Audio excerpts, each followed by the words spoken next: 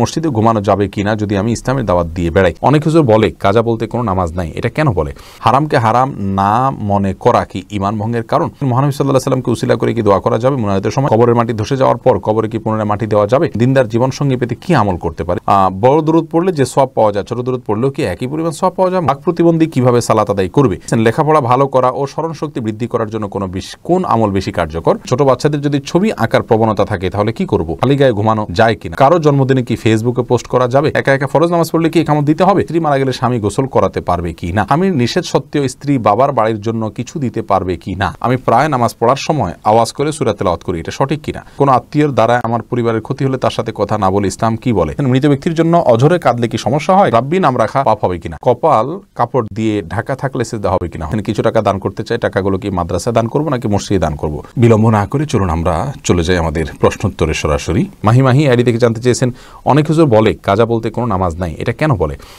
দেখুন, এটা নিয়ে দুটি মত রয়েছে। আসলে যারা বলেন কাজা বলতে কোনো নামাজ নেই, এটা এভাবে বলা তো আসলে সঠিক নয়। বাবু কাজাইল ফাওয়ায়েদ, এটা সমস্ত ফোকাহ একরামের কাছে এরকম অধ্যায় তারা রচনা করেছেন সমস্ত ফোকাহ একরাম, অর্থাৎ ছুটে যাওয়া নামাজ কীভাবে পড়বে। তবে হ্যাঁ, অমরই কাজা যেটাকে বলা হয়, জীবনে অনেক নামাজ ছুটে গেছে, সেটা পড়া লাগবে কিনা? অনেক ওলামা একরাম বলেন যে না, এটা পড়া লাগবে না। বিশেষ করে সৌদি আরবের আলেমদের অনেকে বলেন এটা পড়া লাগবে না। তার কারণে তারা মনে করেন যে সালাত ইচ্ছাকে যে ত্যাগ করলে সে কাফের হয়ে যায়, আর কাফের ব্যক্তি নতুন করে সালাত শুরু করা মানে হলো নতুন করে ঈমান আনা। তো নতুন করে ইসলামে যদি আসে তাহলে তার আগেরগুলো মাফ হয়ে যায়। ইসলাম ইয়াহদু মা কানা ক্বাবলা, হাদিসে আসছে ইসলাম গ্রহণ করলে আগেরগুলো সব মাফ, যার কারণে তার নতুন করে সালাত পড়লেই হবে, আগেরগুলো আর পড়া লাগবে না। তবে এই যে মত, এই মতটি আপনার রাসূল করিম সাল্লাল্লাহু আলাইহি সাল্লামের বিভিন্ন হাদিসের আলোকে আমার কাছে খুব বেশি শক্তিশালী মনে হয় না। বরং এই মতটি মেনে নিলে তাহলে যখন তিনি নামাজ পড়েন নাই তাহলে স্বামী স্ত্রীর মধ্যে সম্পর্ক ছিন্ন হয়ে যাবে। যদি স্ত্রী নামাজি হয় আর স্বামী বেনামাজি হয়, অথবা স্বামী নামাজি হয় স্ত্রী বেনামাজি হয়, তাহলে তাদের মধ্যে তালাক হয়ে যাবে। যেহেতু নামাজ পড়ছেন না তিনি কাফের হয়ে যাচ্ছেন। বিশুদ্ধ মত এবং বেশি শক্তিশালী মত, এবং এটা আল্লামা আলবানী রাহিমাহুল্লাহর মত বটে, সেটা হলো যে ইচ্ছাকৃত নামাজ যদি কেউ ত্যাগ করেন আর অপরাধ বোধ থাকে তাহলে তিনি কাফের হন না। যেহেতু কাফের হন না তাহলে সেই নামাজ তাকে আবার পড়তে হবে। এ হলো কারণ। যারা মনে করেন সালাত ত্যাগকারী কাফের, তাদের মতে আর একটা কাজার ব্যাপার নাই, আর যারা মনে করেন কাফের না তাদের মতে এটা কাজা করতে হবে। মুস্তাকিম রহমান জানতে চেয়েছেন, হারামকে হারাম না মনে করা কি ঈমান ভঙ্গের কারণ?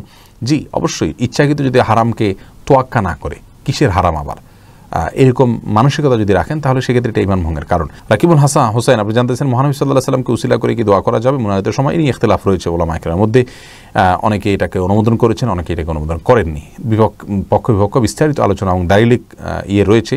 আমরা স্বল্প সময় আর বিস্তারিত কথা বলতে পারছি না। তাসলিমা মারুফা আপনি জানতে চেয়েছেন, দিনদার জীবনসঙ্গী পেতে কি আমল করতে পারি? নিজের সবার আগে দিনদার হতে হবে, আল্লাহর কাছে দোয়া করতে হবে। সূরা ফুরকানের 74 নম্বর আয়াত, রব্বানা হাব লানা মিন আজওয়াজিনা, শেষ পর্যন্ত এটা পড়তে হবে, এবং সেই সাথে বিচক্ষণতার সাথে, সাবধানতার সাথে আপনার ভালো বুদ্ধিমান এবং দূরদৃষ্টি সম্পন্ন মানুষকে দিয়ে আপনার জীবনসঙ্গী নির্বাচনের চেষ্টা করতে হবে।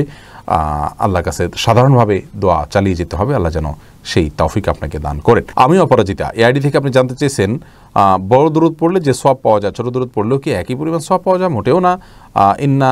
নিশ্চয়ই আপনার একজন ইমানদার যিনি 1.5 মিনিট ব্যয় করেছেন নবী সাল্লাল্লাহু আলাইহি ওয়াসাল্লামের দোয়ার জন্য, আরেকজন 10 সেকেন্ড ব্যয় করেছেন, দুইটা কোনোদিন সমান হবে না।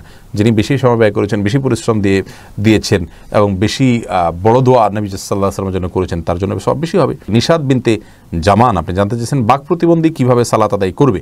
সে মনে মনে পাঠ করবে। তার যেভাবে শেখার পদ্ধতি আছে সেই পদ্ধতি দিয়ে শিখে সালাত আদায় করবেন, আর স্বাভাবিকভাবে রুকু সিজদা দাঁড়ানো, সালাম এগুলো করবেন, বাস তাতেই তার ফরজের দায় মুক্ত হবেন। আসিফ আহমদ জানতে চেয়েছেন, লেখাপড়া ভালো করা ও স্মরণশক্তি বৃদ্ধি করার জন্য কোন আমল বেশি কার্যকর? দেখুন, লেখাপড়া ভালো করা এবং স্মরণশক্তি বৃদ্ধি করার জন্য বিশেষ কোনো আমলের কথা কোরআন হাদিসে বলা হয়নি যে নির্দিষ্ট করে এই আমলটাই আমাকে করতে হবে। তবে আপনি এটার জন্য 1 নম্বর কাজ হলো গুনাহ থেকে বেঁচে থাকার চেষ্টা করবেন, এবং জাগতিক যে ইয়েগুলো আছে আমাদের বিভিন্ন রকমের রিলেশনগুলো আছে সেগুলো থেকে যত বেশি আপনি কমায় নিয়ে আসতে পারবেন ততই ইনশাআল্লাহ আপনার জন্য সহজ হবে। আর স্বাভাবিক আল্লাহর কাছে দোয়াও করবেন। সাদিয়া সরকার জানতে চেয়েছেন, ছোট বাচ্চাদের যদি ছবি আঁকার প্রবণতা থাকে তাহলে কি করব? ভালো ছবি আঁকাবেন। প্রাণী ছাড়া অন্যান্য বিভিন্ন আপনার প্রাকৃতিক দৃশ্য আছে সেগুলোর ছবি আঁকানোর দিকে তাকে ঝোঁকাবেন।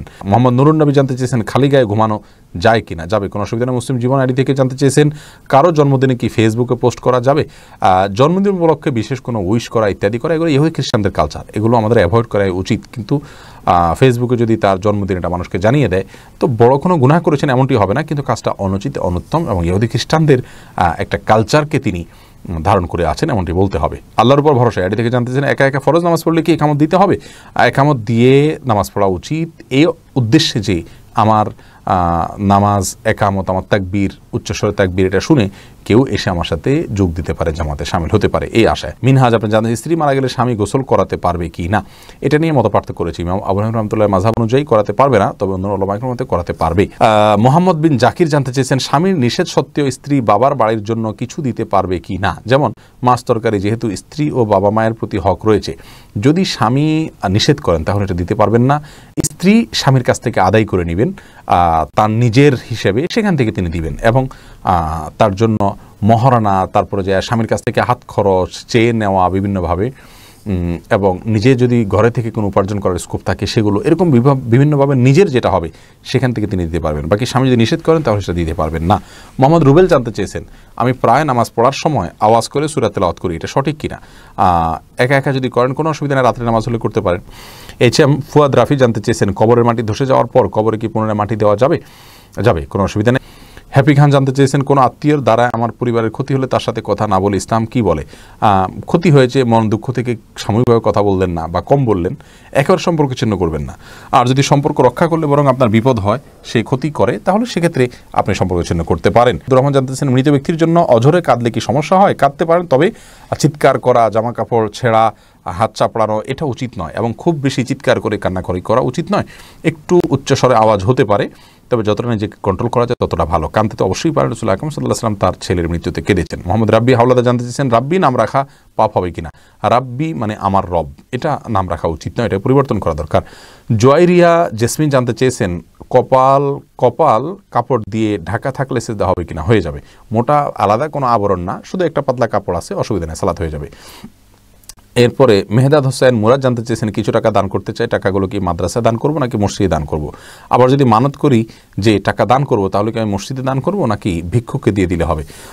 দেখুন, আপনি টাকা দিবেন এটা নিয়ত করলে গরিব অভাবীকে দিবেন, আর মসজিদ বা মাদ্রাসা যেখানে বেশি প্রয়োজন আপনার আশেপাশে সেই জায়গাতে আপনি দান করবেন। নির্দিষ্ট করে কোনো কথা নেই যে মসজিদে দিলে বেশি সওয়াব হবে, মাদ্রাসা দিলে সওয়াব কম হবে, এমন কোনো কথা নেই। যেই খাতে বেশি প্রয়োজন সেই খাতে আপনাকে দিতে হবে। আর আত্মীয় স্বজনের ভিতরে গরিব যাদের কেউ থাকে তাদেরকে গরিবদের মধ্যে অগ্রাধিকার দেওয়া হলো উত্তম, দিলে ডাবল সওয়াব হবে, আত্মীয়তার সম্পর্ক রক্ষা এবং দানের সওয়াব, যেমনটি হাদিসে রয়েছে। মুহাম্মদ ইসলাম জানতে চেয়েছেন, মসজিদে ঘুমানো যাবে কিনা যদি আমি ইসলামের দাওয়াত দিয়ে বেড়াই? মসজিদে প্রয়োজনে ঘুমাতে পারেন, কোনো অসুবিধা নেই। সাহাবা ইকরাম ঘুমিয়েছেন মসজিদে, আসহাবে সুফারা মসজিদে ঘুমিয়েছেন। বিশেষ করে ইতিকাফের যদি নিয়ত থাকে তাহলে তো অবশ্যই মসজিদে ঘুমাতে পারেন, কোনো অসুবিধা নেই।